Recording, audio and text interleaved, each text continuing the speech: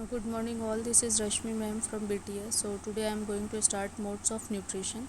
So we have already discussed about heterotropic and autotropic nutrition. Now we will study photosynthesis in plants and digestion in human being. जो भी हम पढ़ेंगे इस पूरे chapter में वो एक तो प्लांट्स के बारे में पढ़ेंगे और दूसरा ह्यूमन बीइंग्स के बारे में पढ़ेंगे. इसमें एनिमल्स के बारे में हम लोग कुछ भी नहीं पढ़ेंगे.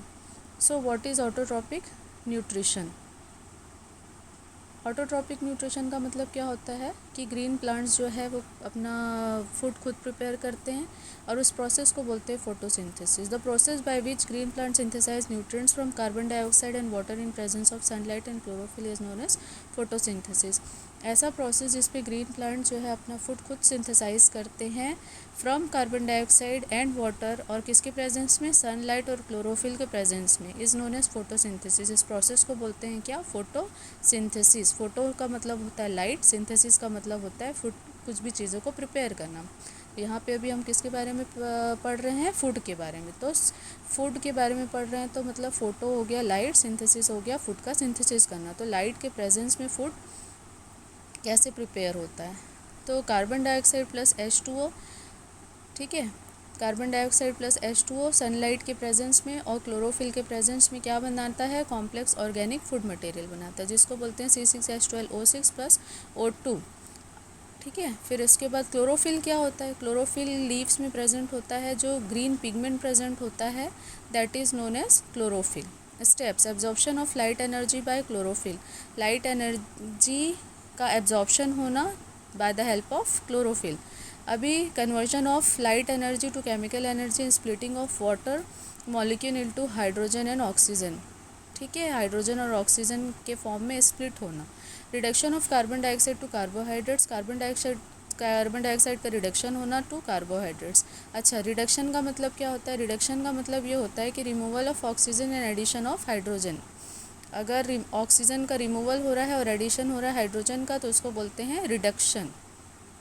Now what is heterotrophic nutrition? Heterotrophic nutrition का मतलब ये होता है कि जिसमें जो ह्यूमन बींग्स होते हैं या वो ऐसे लोग जो फूड प्रिपेयर करके नहीं खाते, वो दूसरों पे डिपेंड होते हैं, that is known as heterotrophic nutrition. Intake of food in the mouth is known as ingestion. Intake of food in the mouth मतलब अगर मुंह के अंदर हम अपना फूड डाल रहे हैं तो that is the process is known as ingestion. Inside the body के अंदर जो भी प्रोसेस होगा that is known as digestion. Expel of waste product is known as egestion. मतलब जो भी वेस्ट प्रोडक्ट हमें बॉडी से निकलेगा उसको बोलेंगे egestion. In our food carbohydrate, protein और फैट, ये तीन चीज़ें हमारे फूड में प्रेजेंट रहती है जिससे हमको क्या मिलता है? एनर्जी मिलता है. These are complex molecules, so we have to simplify it as. अब ये कॉम्प्लेक्स मॉलिक्यूल्स है जो इसको हम खाने से मिलता है, जिसे हमको जो हम खाते हैं उससे मिलता है. तो इसको हम लोगों को क्या करना होता है? सिंप्लीफाई करना होता है. अब सिंप्लीफाई कैसे होगा? कार्बोहाइड्रेट जो होगा ग्लूकोज के फॉर्म में कन्वर्ट होगा, प्रोटीन जो होगा एमाइनो एसिड के फॉर्म में कन्वर्ट होगा और जो फैट होगा वो फैटी एसिड के फॉर्म में कन्वर्ट होगा. तो basically we read simplification of nutrients. अभी हम लोग को क्या करना है? सिंप्लीफिकेशन करना है. तो कैसे होगा simplification? The chemical use for it is known as enzyme और उसको बायोकैटेलिस्ट भी बोला जाता है. तो इन सब को सिंप्लीफाई करने के लिए हमको एंजाइम की ज़रूरत पड़ती है, केमिकल की ज़रूरत पड़ती है which is known as enzyme और उसको बायोकैटेलिस्ट बोला जाता है. Salivary amylase will digest carbohydrate into glucose. जो सेलाइवरी एमाइलेज होता है वो कार्बोहाइड्रेट को ग्लूकोज में कन्वर्ट करता है. मतलब जो भी हम खाते हैं, सेलाइवरी मतलब का मतलब क्या होता है?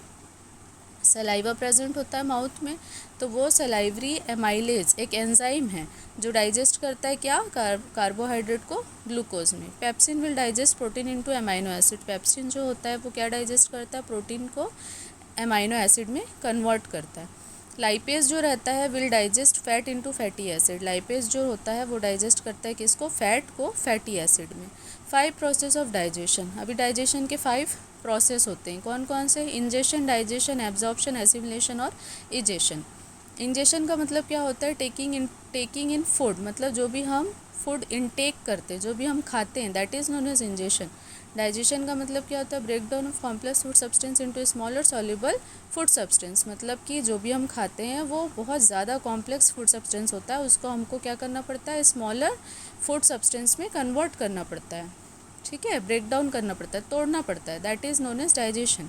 एब्जॉर्प्शन का मतलब क्या होता है, digested food is absorbed into the body cell. Absorption का मतलब ये होता है कि जो भी फूड हमारे बॉडी में डाइजेस्ट होता है वो हमारे बॉडी में एब्जॉर्ब हो जाता है by the help of body cells. Small villus present होता है, सेल प्रेजेंट होता है, जिससे कि जो भी हम फूड खाते हैं वो क्या होता है, एब्जॉर्ब हो जाता है। एसिमिलेशन का मतलब क्या होता है, absorb food is use to provide energy और फॉर्म न्यू प्रोटोप्लाज्म। एसिमिलेशन का मतलब होता है कि जो भी फूड एब्जॉर्ब हुआ है अब वो किस में कन्वर्ट होगा, उसको एनर्जी प्रोवाइड करेगा, वो हमारे बॉडी में है ना, बॉडी में एनर्जी प्रोवाइड करेगा और या तो फिर न्यू प्रोटोप्लाज्म में फॉर्म होगा। इजेशन का मतलब क्या होता है, removal of undigested food. Removal of undigested food मतलब क्या होगा, जो भी हम खाएंगे वो रिमूव हो जाएगा बॉडी से, जो भी अनडाइजेस्टेड फूड है एज अ वेस्ट प्रोडक्ट उसको बोलते हैं egestion. So thank you for now.